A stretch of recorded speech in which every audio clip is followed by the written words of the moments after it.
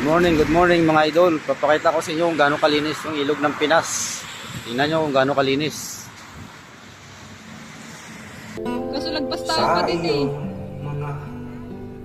Yun, kapaligiran, kaso kasi yung basura kaya hirap naman na yung tubig. kay dumi na ng hangin, Wala nga eh. Sino magsusundo? pati na ang mga ilog natin.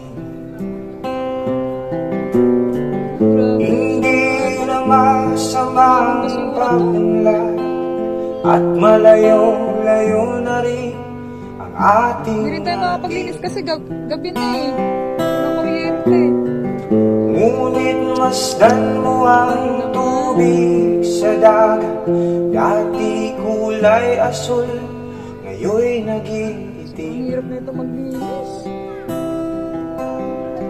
Ang mga duming ating ikinalat sa hangin, sa langit huwag na nating paabutin. Upang kung tayo'y pumanaw man sariwang hangin, sa langit Tapunan pa ng basura natin to. matitikman. Grabe naman. Mayroon lamang akong hinihiling. Mga idol, nakita nyo na gaano kalinis yung ilog ng Pinas. Mga kanal nila, nakita nyo na gaano kalinis. Tapos papakita ko naman sa inyo yung ilog dito sa Pulan, sa Jidans. Jidan Pulans, yun oh. Malinis mga idol oh. Ito talagang totoong malinis.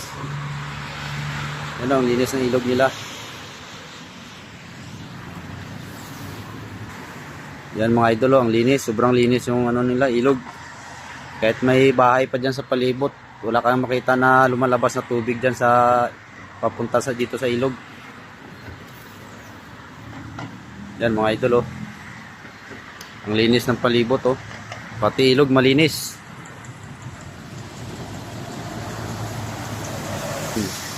Yan totoong malinis. Yan mga idol. Okay. Thank you for watching.